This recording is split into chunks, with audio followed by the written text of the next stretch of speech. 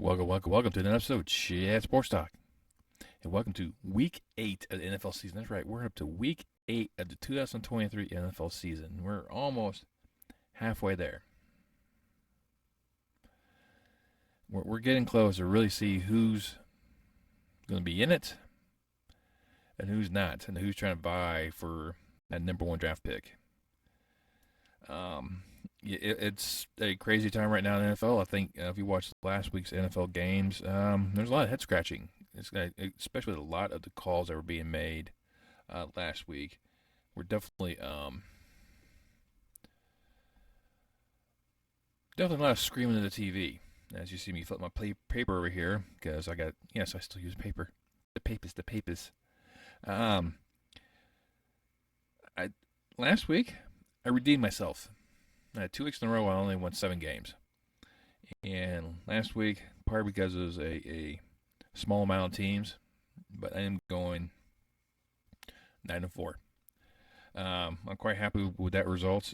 Yeah, it was a shortened week because 6 teams were off last week, and I was shocked what Chicago did to the Raiders, who thought a D3 quarterback making his first NFL start would dominate.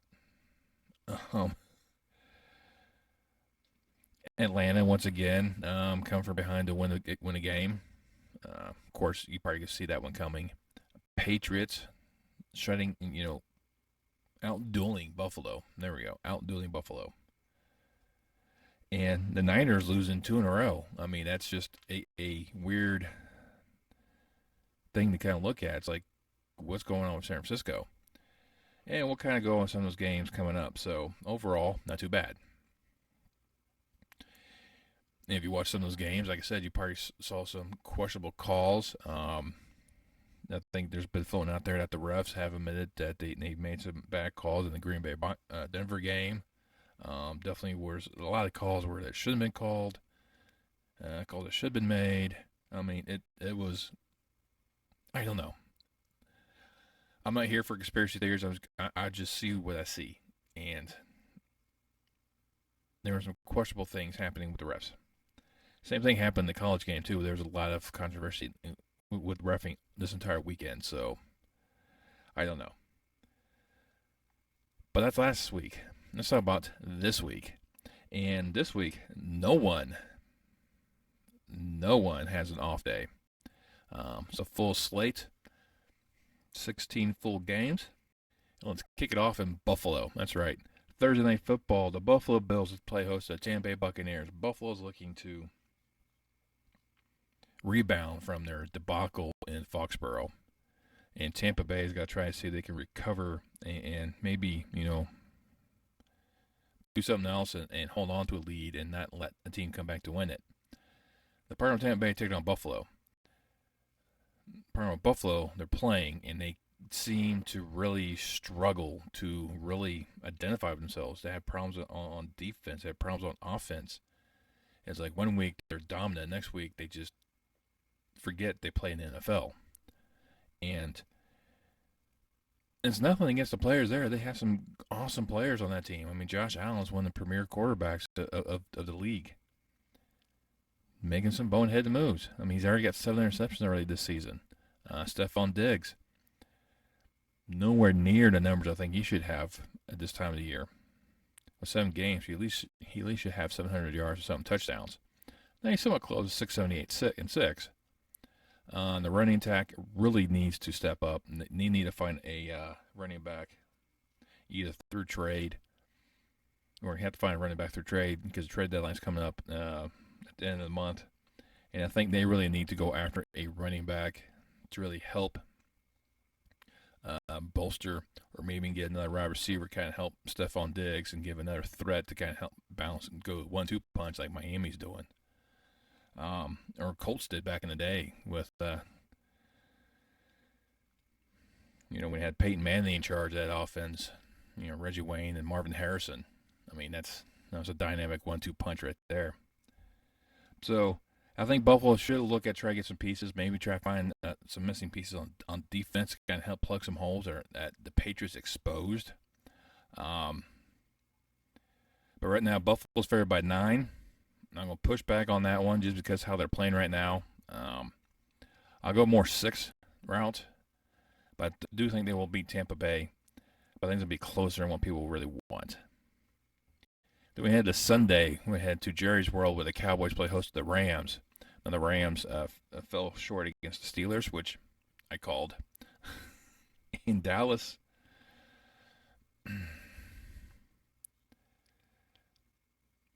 they tend to play games and they don't look flashy or I don't know if flashy is the right word, but they get you scratching your head at what they're doing. Sometimes the defense just gets, completely, blindsided, with a game in Arizona or with the 49ers.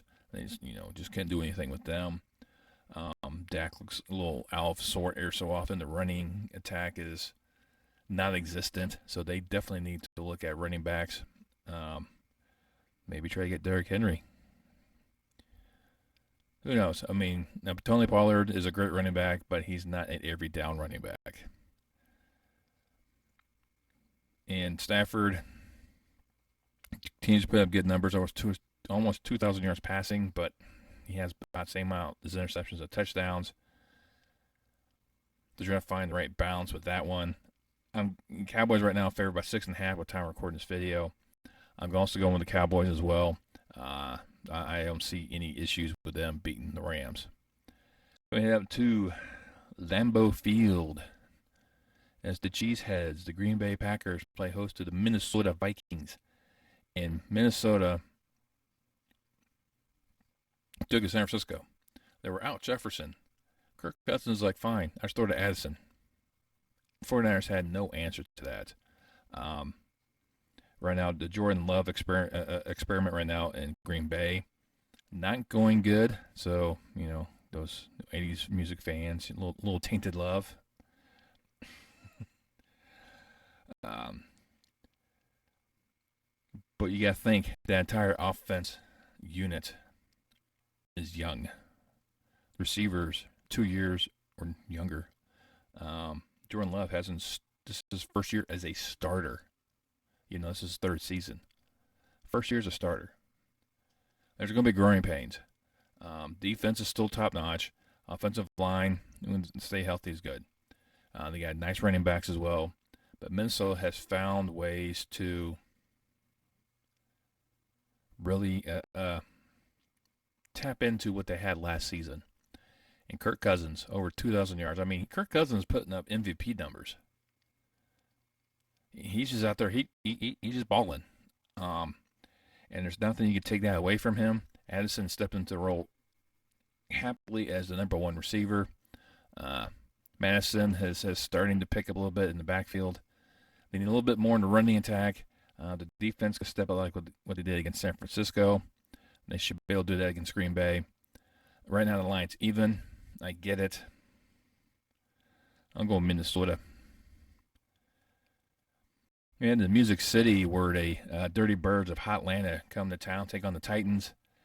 And Atlanta's just one of these teams that just continue to catch people by surprise. They've had, 3 comeback victories? And had games where they just didn't want to be just didn't want the lead and they kept throwing to the wrong team. So Ritter is just definitely a very interesting quarterback. I'm not sure he's the answer in Atlanta. He had that one great year in the University of Cincinnati, and that's it. But Tennessee, they have so many issues. Tannehill definitely not. More likely will not be making a start. Derrick Henry is not really a dominant force. I think he really should be, with only 425 yards rushing and 3 touchdowns. So Tennessee's not really moving the ball. Atlanta can move the ball, but sometimes they don't move the ball. It goes back and forth. Right now, Atlanta's favored by 2.5. I'm taking the Titans at home. Atlanta's just one of these teams that just flip-flops there so often. I could be going on a limb. I could be taking an L on this one, which more likely I wouldn't be surprised to tell you the truth. When it comes to Atlanta, I've been kind of iffy with these guys. But Tennessee's really got to do something. They need a catalyst. They have a good team to really go around. Can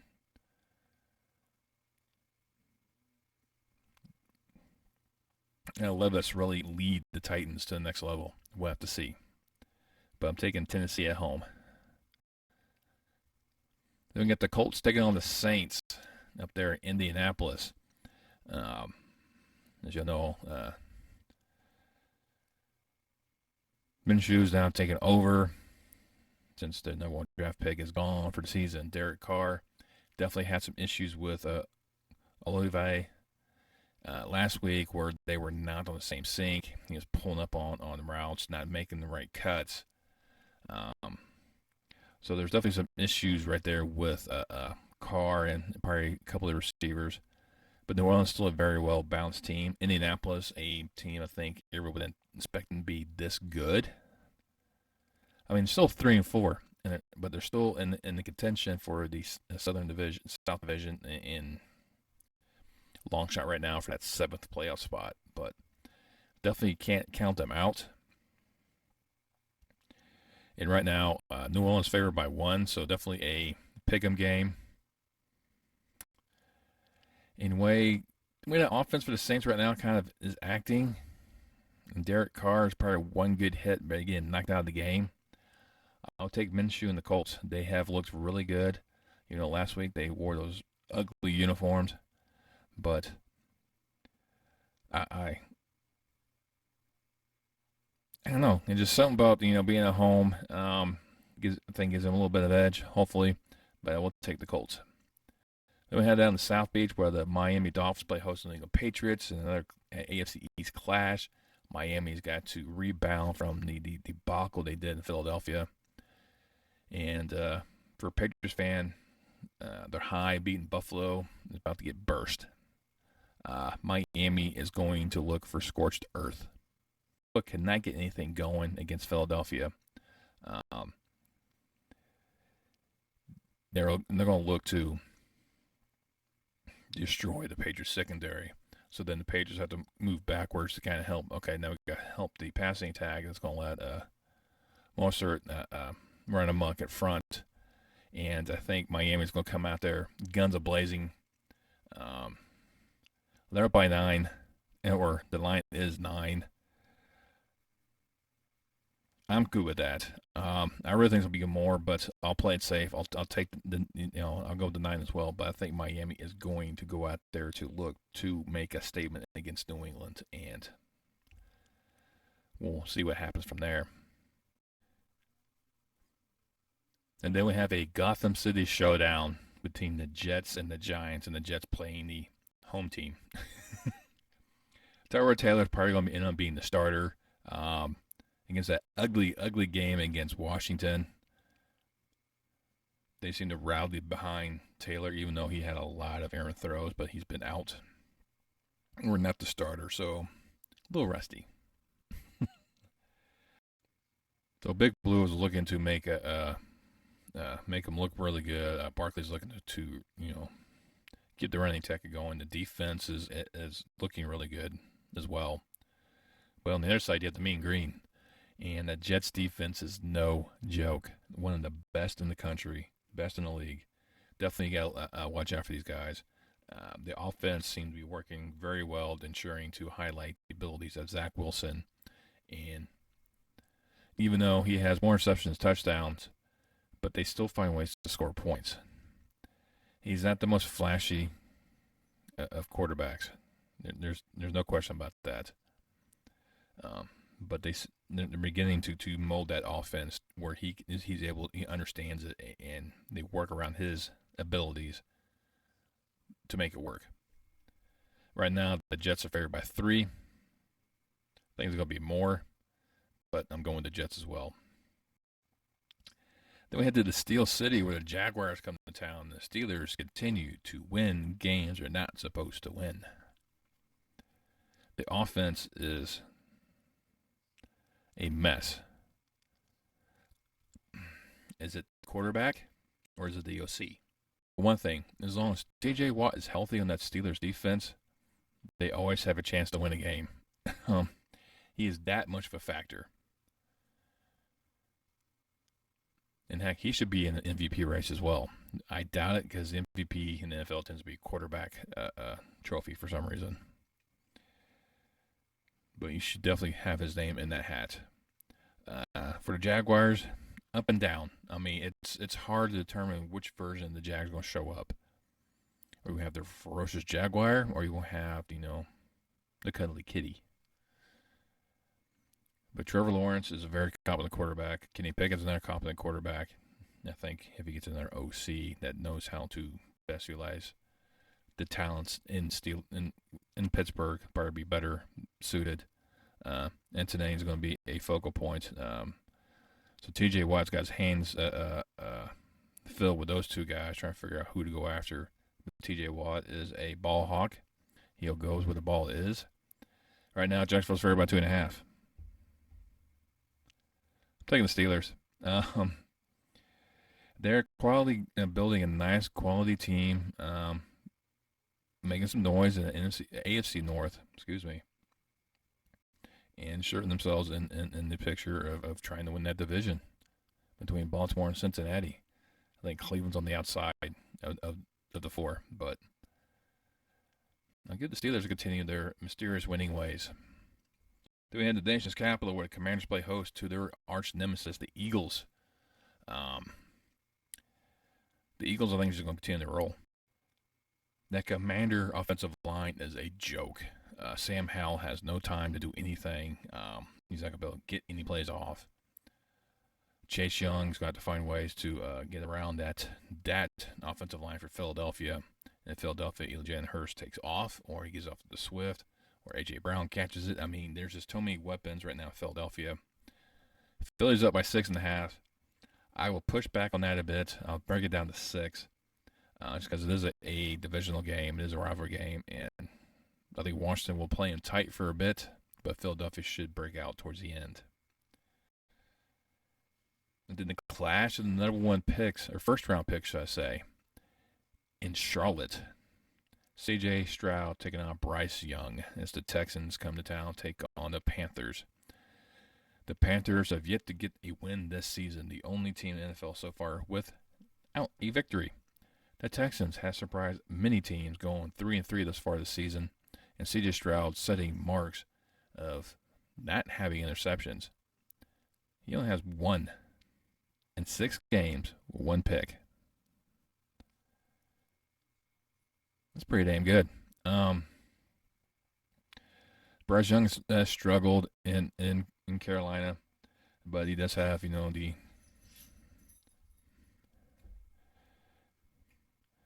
Red Rocket and Andy Dalton. So they got Thielen as a receiver, so a couple of old guys there to kind of help him step up. Right now, Houston's favored by 3. I understand that. I get that. I'm going to give it to Carolina. Sooner or later, they're going to get a victory. And the best place to get a victory is at home. So I'm going to go with Carolina taking their first victory against Houston. Then we head up to the Pacific Northwest, where the Cleveland Browns will head into town, take on the Seahawks. Deshaun played last week, then got pulled after the first quarter. P.J. Walker had a pretty good showing himself. That Browns defense is no joke. They have great weapons in the offense. Running back by committee. But then you have Seattle, who has Geno Smith, that has resurrected his career.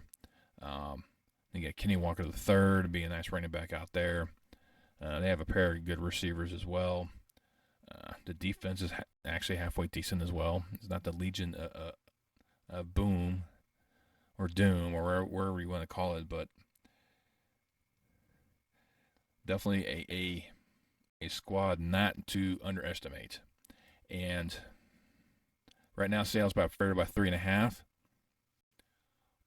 I'll pull that back a little bit just because of the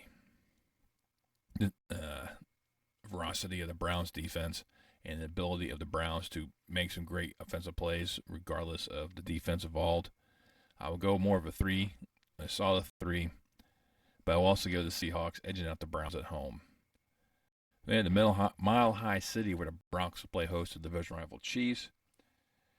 And with this one, this is going to be interesting because Denver had a great game against Green Bay last week, even though it could be some controversial calls.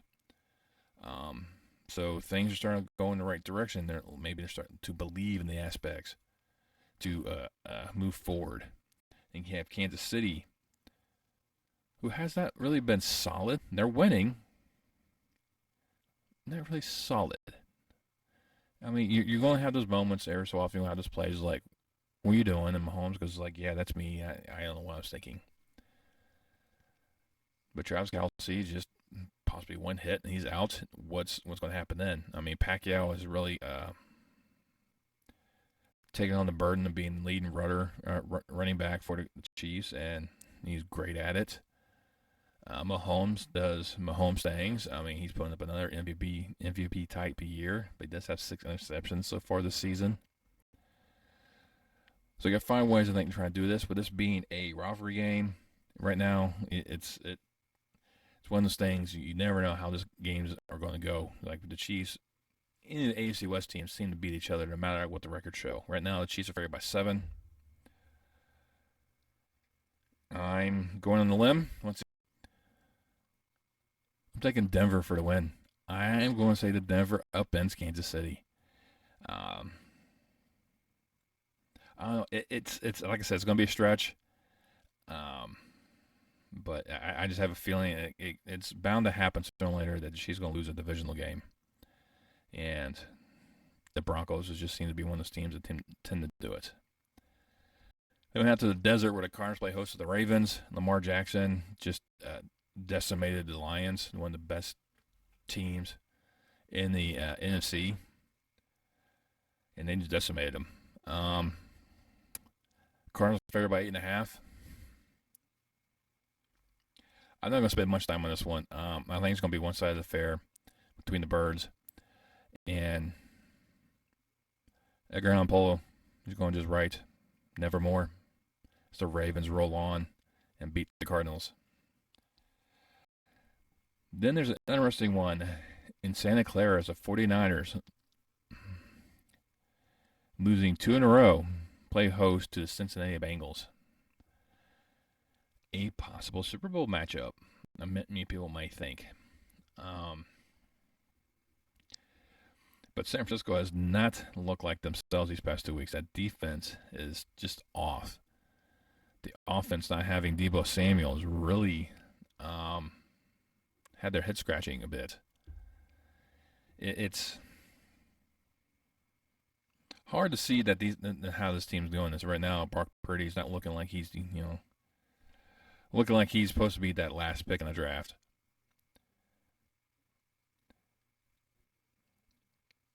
But Cincinnati is going to be a tough test. I mean, Joe Cool with Mixon and Chase. I mean, it's just so many wonderful toys that the Bengals have offensively. They still have a really porous offensive line, so maybe Bosa can take advantage of that one.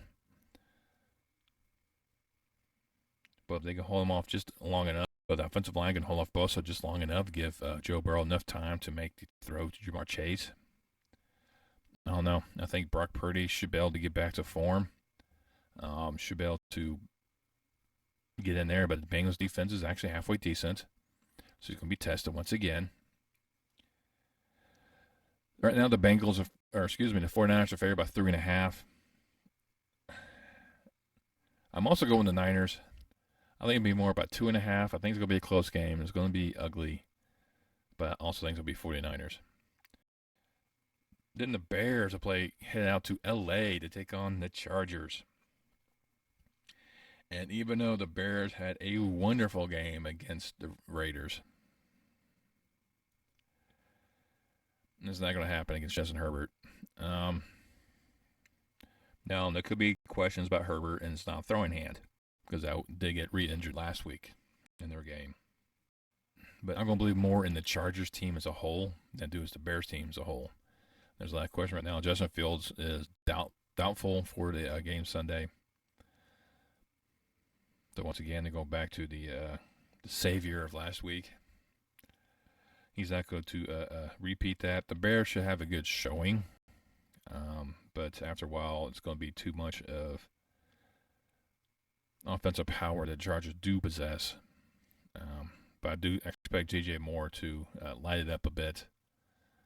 So they should have, probably about 14, 20 points.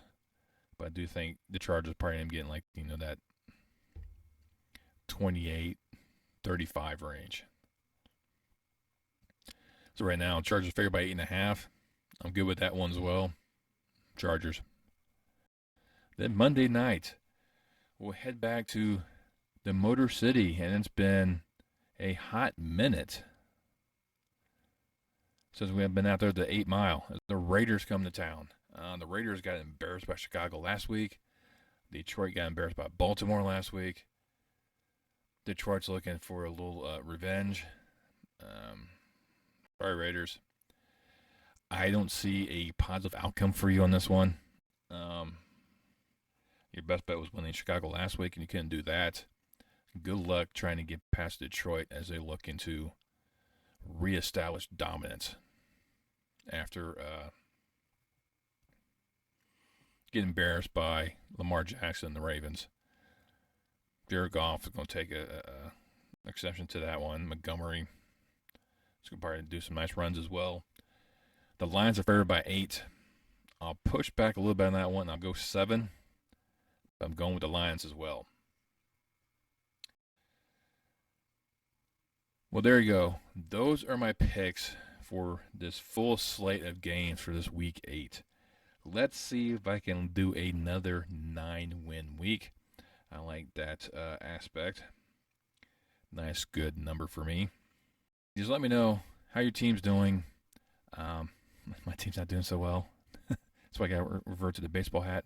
I got to root for the Diamondbacks in the World Series. Who would have thought it? Embrace the chaos. But let me know down in the comments below while you're there. Hit that thumbs up. Really pleases you two guys. It helps the YouTube algorithm promote this video out. You also subscribe. Over 90% of you are not subscribed. Why not? It's absolutely free. And you can see more of my face and hear my lovely voice any other time I post any more content on my channel. Until then, I'll see you next time on Chat Sports Talk.